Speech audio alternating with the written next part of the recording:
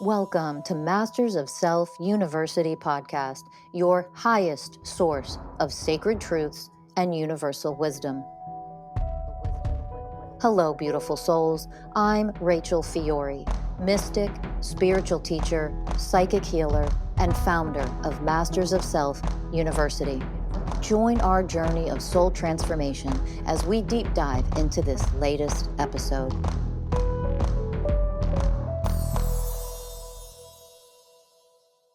Hello, everyone, and welcome to another episode of the Masters of Self University podcast. I'm your host, Ellie Lee. And I'm your host, Danny Morley. And today we're joined by Treloar Hocking, one of our incredible certified mystical coaches of Oneness. Welcome, Treloar. Thank you so much for having me back. I love getting to just share space with you all and talk about awesome stuff. Yeah. Beautiful. So let's dive in because your topic is all about, what modalities didn't teach us. And I think that me and Danny definitely have some things to say about it. So why don't you start us off?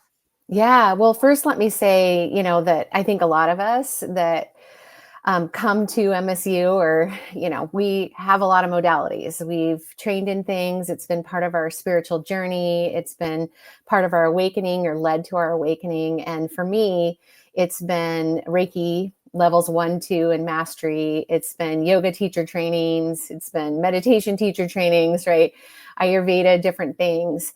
And when I came to Masters of Self University, I may have felt like I was doing a good job in those modalities, but because we learn at such a high level to experience and feel and truly alchemize energy that lives within us and around us, we learn how to understand the frequencies of energy that are moving through us and that are moving through other people.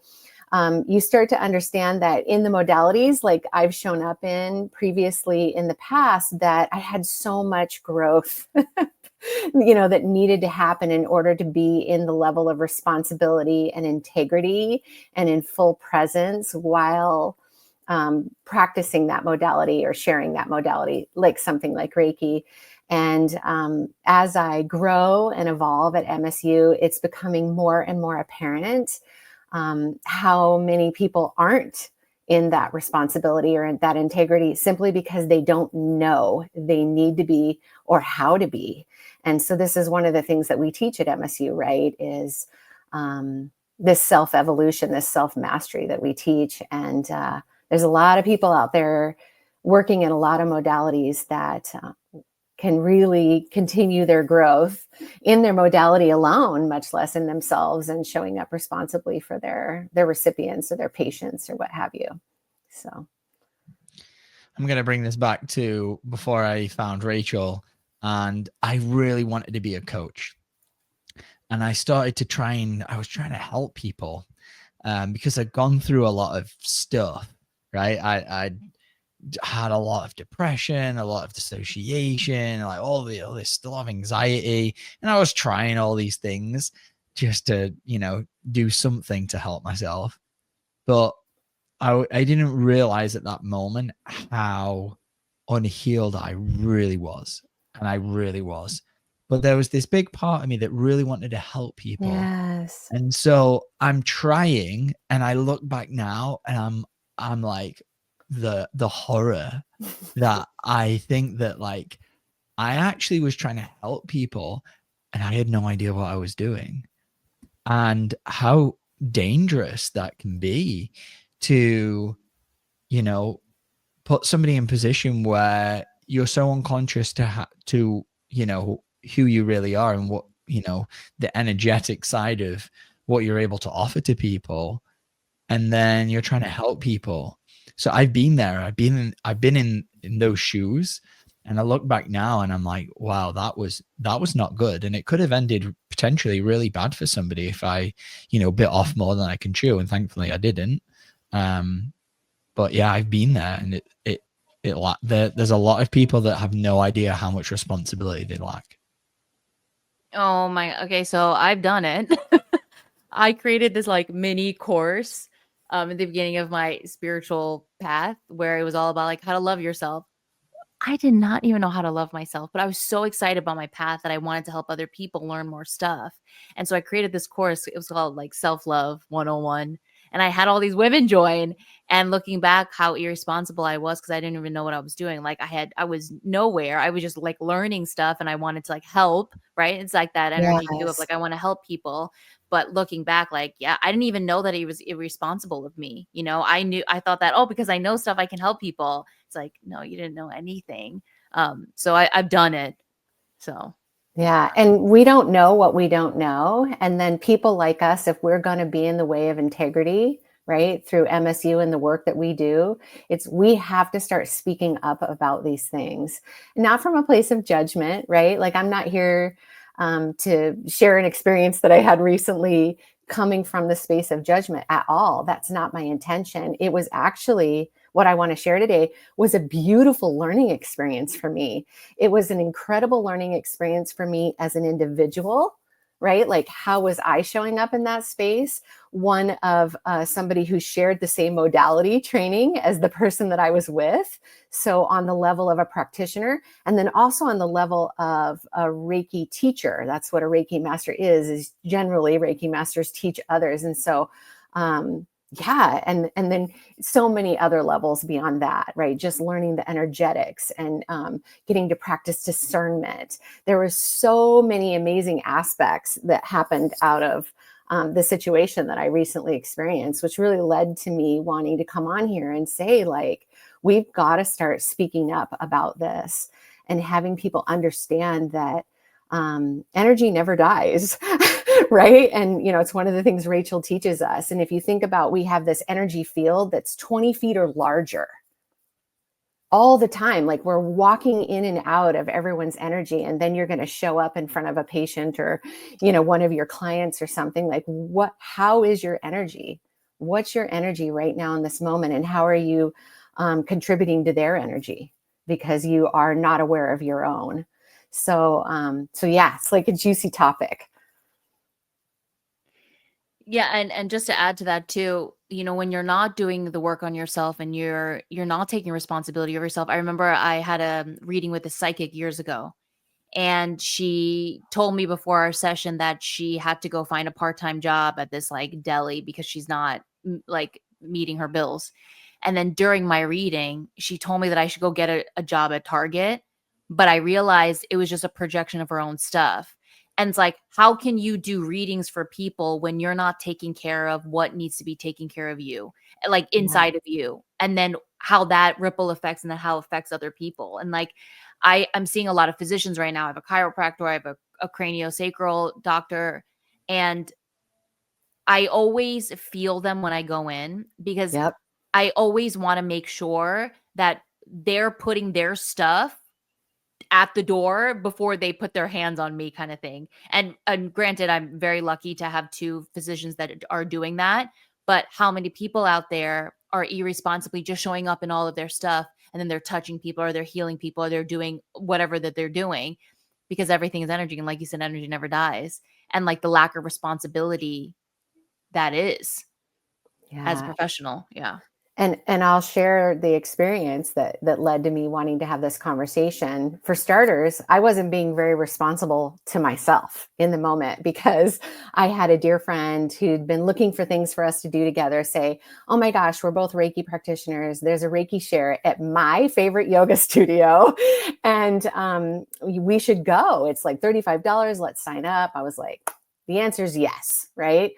Friend to friend, let's go do something. The answer is yes. And I lacked responsibility in that moment to even fathom what I was about to walk into, number one.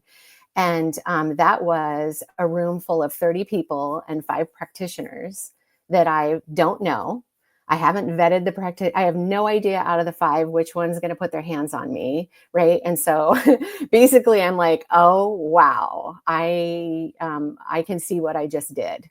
And I literally made the choice, am I leaving now or am I going to stay and just see what comes of this? And so I chose to stay and lay down on my yoga mat. And, we were all in this beautiful circle. And it was absolutely an incredible planned event.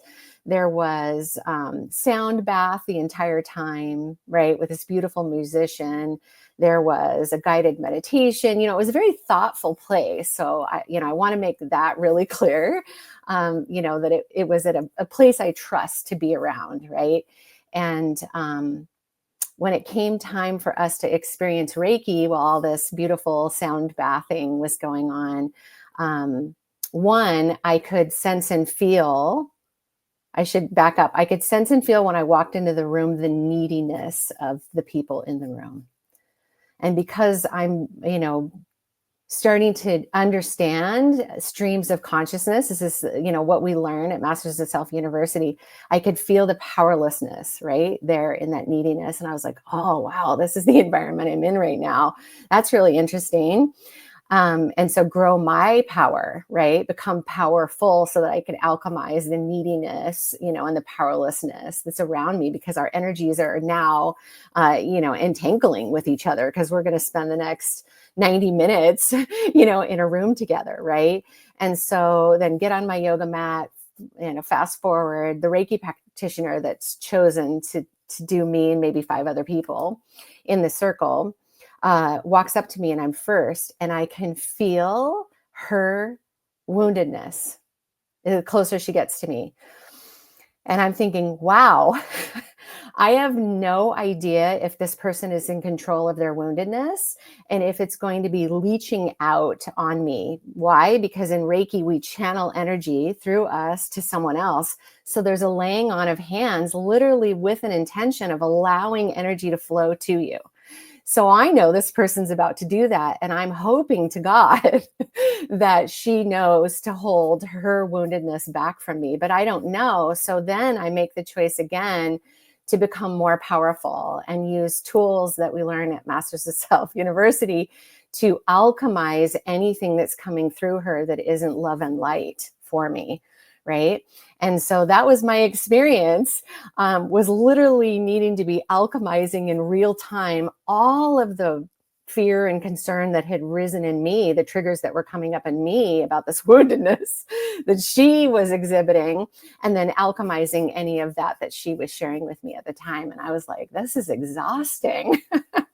This is the opposite of what I came here for. And then to continue to alchemize that through the rest of the time there, because it was happening throughout the entire room. So again, this isn't to judge her. It just really taught me so much about how important it is to take care of the environment that I put myself in, right? And to, Rachel was just using this term the other day, measure, right? What it is. And I get to discern whether or not I'm there, and then, choose to do the work while I put myself in that environment if need be. So quite an experience. And did it bring up any of your own wounding as you're laid there? Obviously, you're about to be touched. You can feel this energy that isn't coming from like a pure place. Right. Like, did that activate anything within you? Yeah. And it's so interesting because she even called it out later, which was beautiful.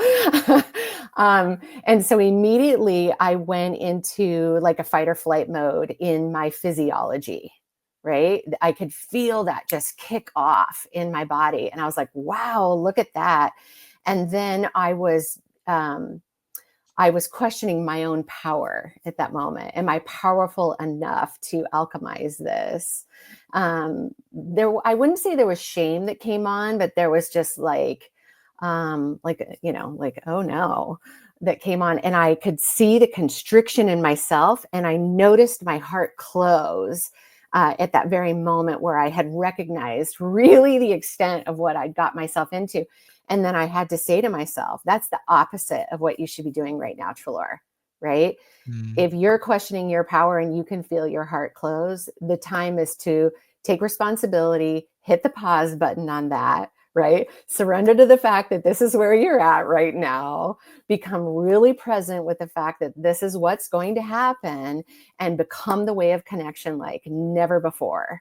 And just continue to alchemize through the way of connection. And so, yeah, I was like triggered.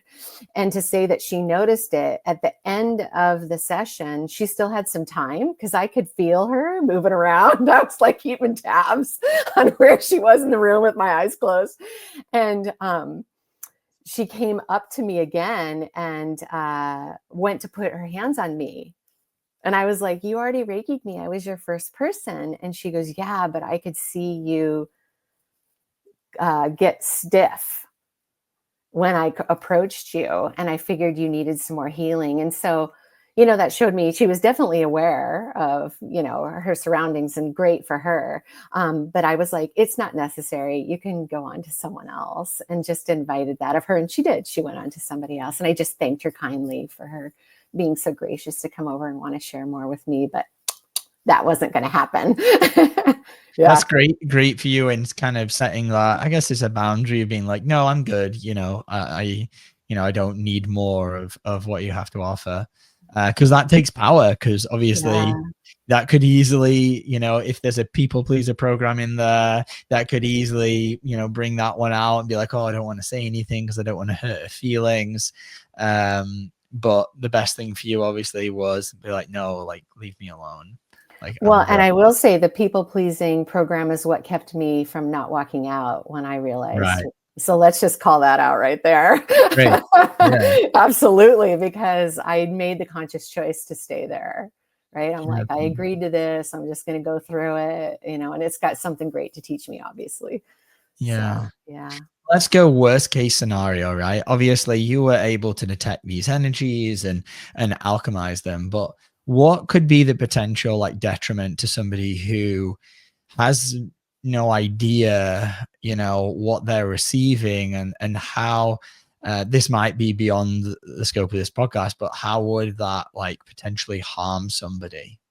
Yeah, I think that, you know, projections from other people hurt us, whether or not we recognize it or not, you know, and everything is energy. The projection could be verbal, right?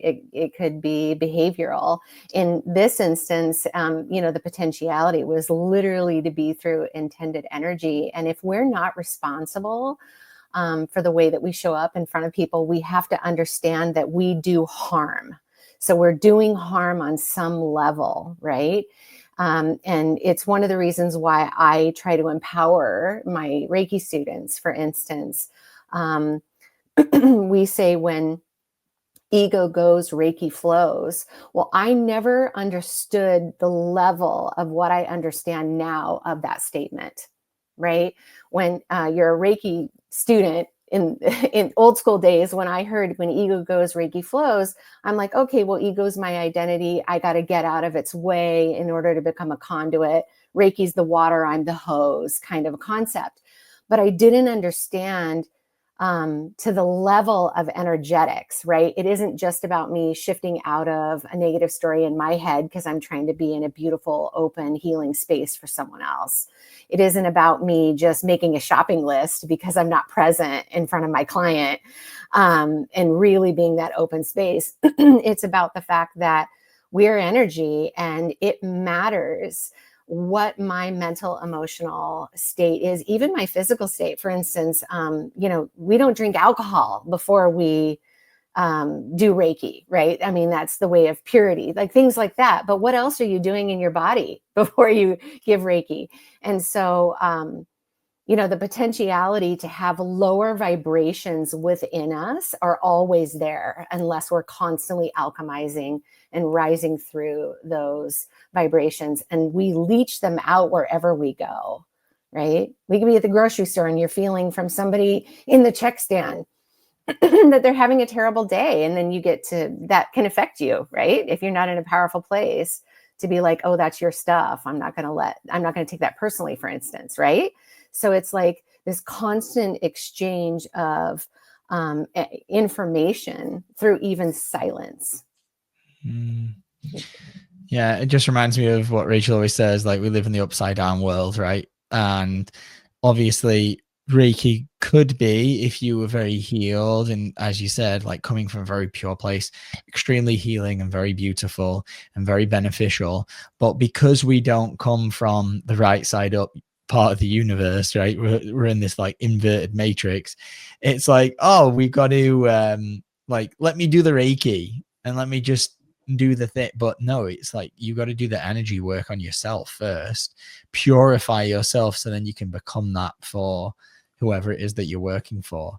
But that obviously requires a lot of internal work and many years of study. And one of the main things is like this, what we're learning at MSU has just been hidden, right? Yeah. It's not to anyone's particular fault. It's not like, you know, we've had people walking around being like, you know, explaining this powerfully. We've lived in the upside down world. We've been born into this, you know, separate patriarchal dominated world. And so there is an element obviously of like, oh, and this was me, right? I had no idea what I was doing when I first was trying to be a coach and trying to help people. And I thought from the best intentions, and Rachel always says, you know, go fuck your intentions. And I fully love that teaching, because I get it. Like my intentions before I did this work were to help people. But the truth of the matter is I was so freaking wounded that the reality is I was probably either keeping them trapped in some level of codependence or neediness or looking for tools outside of them, because that's where I was at in my level of consciousness. And thank God there's teachers like Rachel, which are bringing, you know, real, true spiritual teachings to us that have been obviously hidden for so long to keep us enslaved. Yeah. And I love this conversation because even in yesterday's class, right, in Mastering Energetic Detachment, we were talking about how, you know, the streams of consciousness live within us, right? And when you were saying, you know, like, what's the cost of showing up, you know, having a practitioner show up wounded, right? Is what streams of consciousness are living within them, right? They're acting through that, regardless of whether or not they're consciousness or cognizant of it. Those streams of consciousness live there. So do they live out of integrity? Are they a thief, right? I mean, that energetics is present there with you in the room when you're with them. It's just the truth, right? And anyway, we mirror each other's energies, you know, we trigger each other's energies, all that is a potential because those streams of consciousness live within us. And so as practitioners, we didn't know. I didn't know. Even through 20 years of learning Reiki and mastering Reiki and teaching Reiki, what I know now. And I have a responsibility to change the way I teach, right? To teach this in those modalities moving forward. I have that responsibility now. We need to heal ourselves, as you said.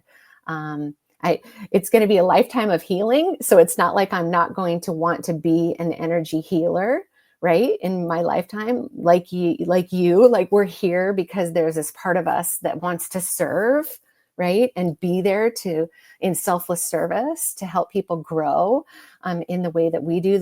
I think a part of a lot of us is like, I did this for myself and I want to help others do this for themselves is there. It's a beautiful thing. But that means so much more that I need to be responsible for the things that I'm living with, right? That exist in me that I'm identifying with. So fun. Yeah. And we don't have to fully be in an ideal world. Yeah, we'd be vibrating at like the way of purity to do these kind of things. But we don't have to be all the way up there, right? But we have to have enough power to be able to put, as you said, put your ego at the door and understand, as I'm trying to work with this person, there is a frequency here flowing through me that is not pure, that is not coming from, you know, divinity or my soul or whatever. I'm not 100% sure how Reiki works, but that it is coming from some level, as you said, like woundedness. And then, you know, we don't want to be, if somebody's coming to, you know, be helped, if all we're doing is pouring back through, you know, that person is, oh, you are powerless and you do need coddling, or you know, whatever it is that's running through us at that time, it's really not going to help that person. Yeah. I'd love to touch upon too, like so we're talking about like quantum entanglement, right? So if the practitioners have streams of consciousness running through them, and then the people that they're working through have streams of consciousness, and then you guys put them all in one room, and like the energy you were talking about of the neediness that you felt probably even in the room, and how many people go to these practitioners with you're my savior, you're my healer, Yes. I need you. I just finished 4 months with my one-on-one client, and she was like, I don't want to be codependent on you at all, so I need to go do this on my own. And I was like, great, girl, like that's exactly what I want to hear. But how many people are not even aware that there's the codependency, right? And how many people are like, I need you to heal me, and this is the only thing.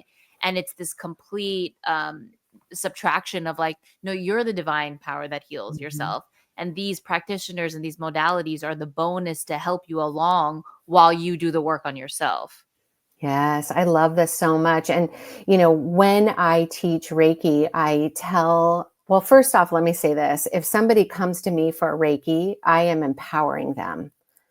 That's, I ask permission to share the blessings of Reiki with them as one of the statements. And then I empower them to receive the highest level, right? And that they're in charge, that this isn't about me, that they've invited me to be there, and that I'm there to be that hose for the water to go through, right? This Reiki is a frequency.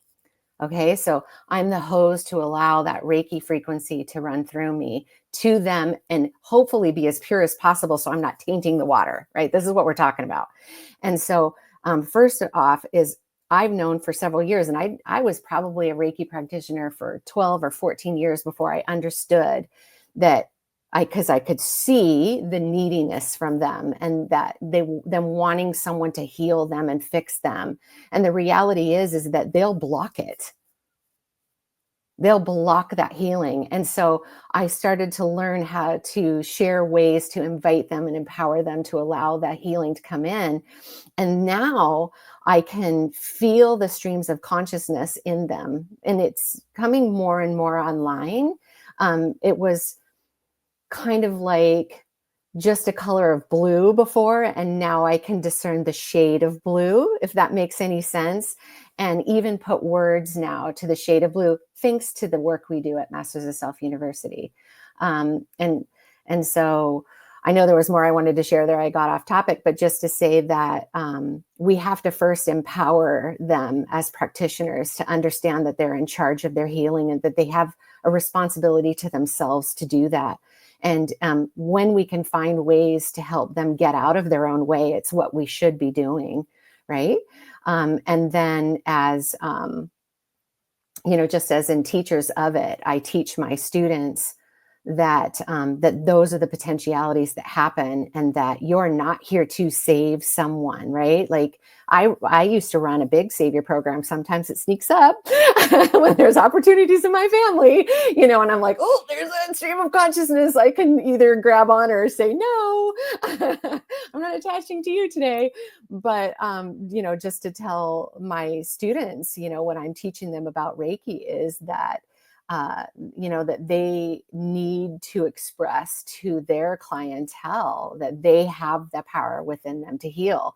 Now, we do work that's way more expanded. We teach people how to do that. Reiki doesn't do that, right? Like you said, Ellie, it's just one of those modalities that people use to support them in that. Yeah.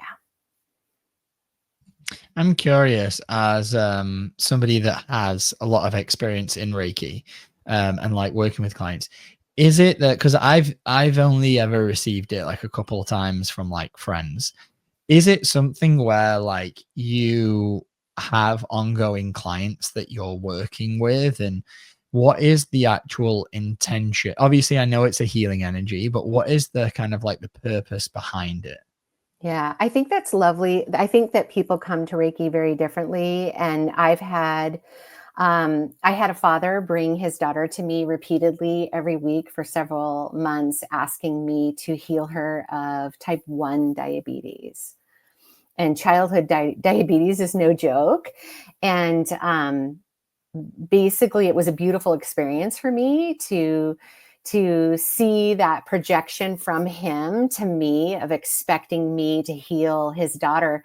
And what I learned from, Reiking this pure being is like, I could see that she had a soul contract with her mom's side of the family, that there was a purpose that this was living out in her life to fulfill that contract with her family. I gave her permission to, consider whether or not she was going to break the contract or not in the Reiki. So, I mean, it's bizarre, right? I've had people come to me because they've been to physical therapists and, like strength training at the gym. And no matter what they do, they can't heal the pain in their knee. And because I said to them, you have the power to release whatever is blocking this complete healing right now in this moment. Are you going to choose to do that in a Reiki treatment? And they've never had knee pain again. They did that. I was just the conduit to invite that to happen. That was the power within them. Right. So people can come to Reiki for lots of different reasons. Sometimes it's just, I've had people come, they don't know why they're there. They've just been called to be there. And I can see that they healed a rape that they had when they were 8 years old. Like, it's random to answer the question. Let's talk about this really quick. So what happened? How are you able to see all of that? Like, for example, let's talk about the soul contract girl. What happens? Move us through what happens, because clearly something ignites, locks in, opens up for you to be able to see what you see. Yeah, I have. I just have clear knowing. Okay, so one of the senses, and it's really interesting because in Reiki, a lot of my clairs are online because I think I'm very present. Beautiful. Right. I'm just very present and I'm very connected, hopefully all the time. I know that's not the case because I have to be like, get your shit together, Treloar. You need to be present right now in this moment. I mean, let's be real, but when I have the ability to see a movie and know what they just healed, what just came up to the surface for healing, and then focus the healing there on the movie I just saw, or I just know. It's like, clear knowing is like, it's without a shadow of a doubt. It's just a fact. You just know it.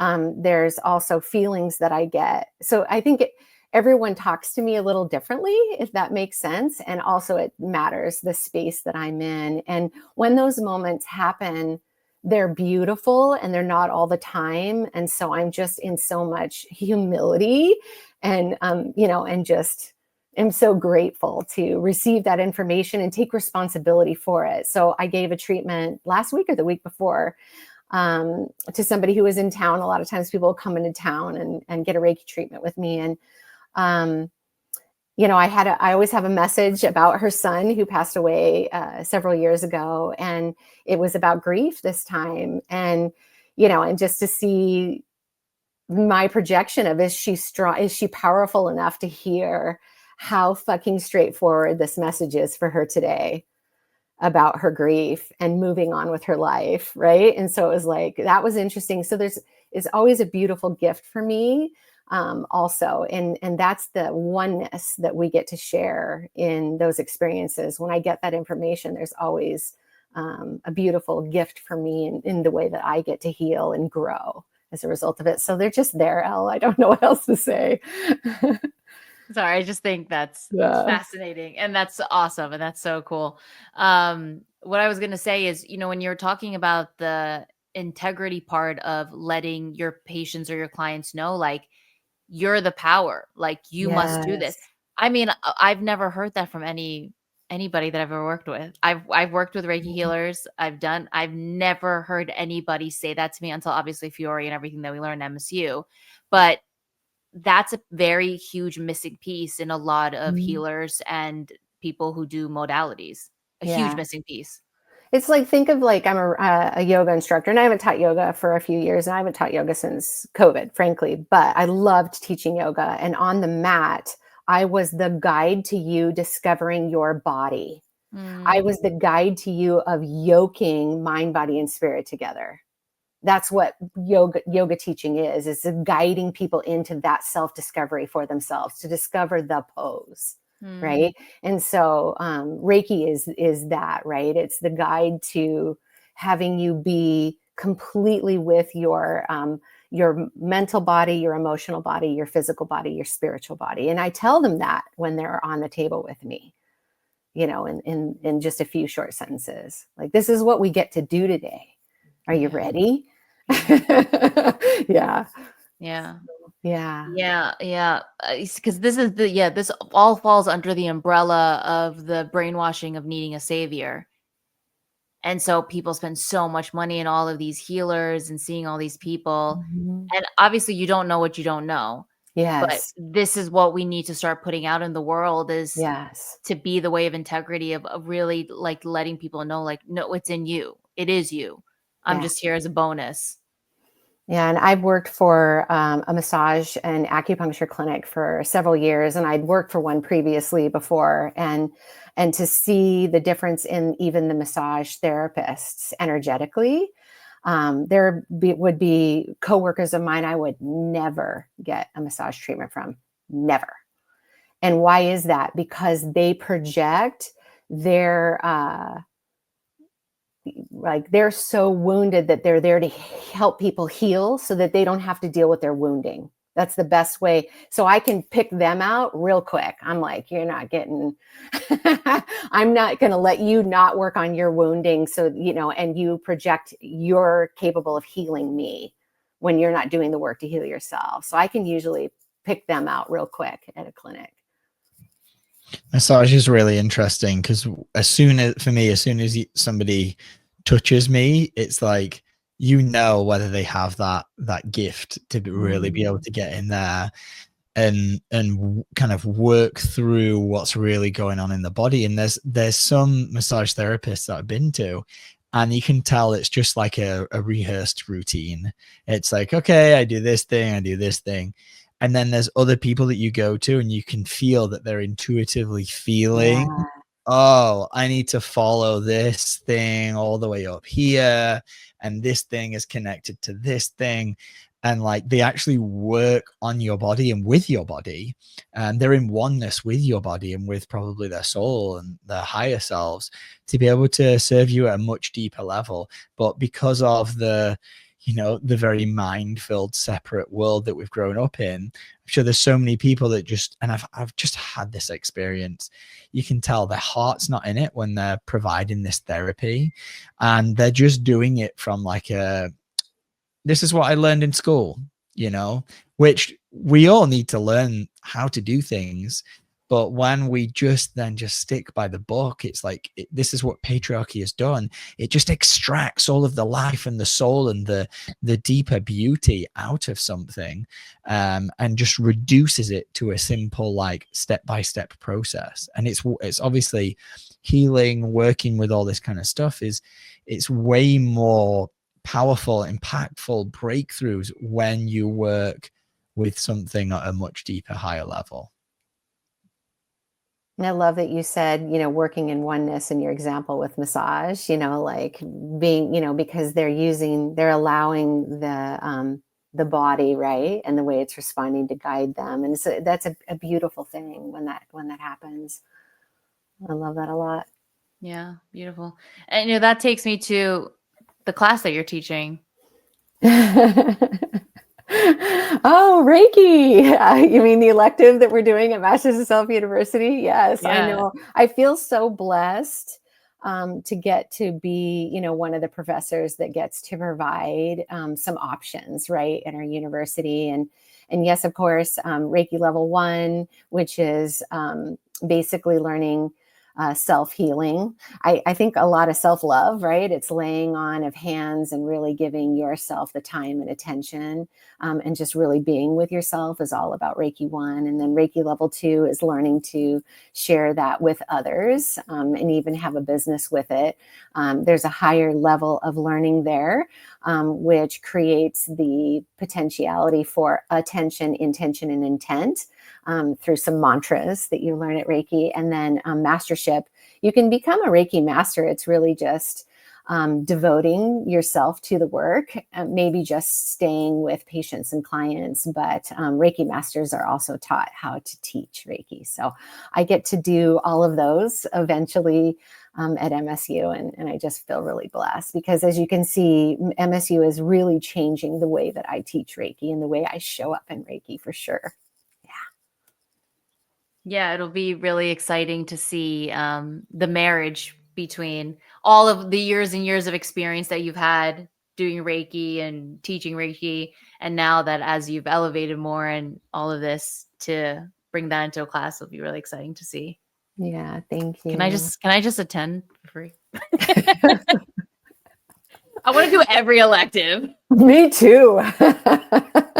Every single one. It's going to be a challenge having to choose which ones Yeah. come the I know fall. all of them. Yeah. Oh. I'm like, do we have to just do one? I know. Can I do 3 every semester? Thank God that we'll be here forever, so we could probably do every elective. Yeah, absolutely. I love that. Thank you for sharing all that. Treloar, anybody out there who is listening to this episode and they're like, oh, this is something that I'm interested in. Like, this is something that I want to do. Any words for them? Yeah, if you're somebody who wants to learn a modality, I think it's beautiful. Do it, learn it. The reason that you want to learn it has something to teach you, whether or not you're going to be somebody who ever practices in it or just practices it for yourself. I say go for it and allow that modality to help you in your growth and development, because all of these modalities do have value. Right? They all help us along the way. It's what brought me to MSU. And if that's what's needed to bring you here to higher learning, then go for it. Beautiful. Thank you so much, Treloar. And for anybody out there, we are starting to enroll for our fall semester. So masterofselfuniversity.com. Come to a free student enrollment meeting, and we will see you guys there. Till next time.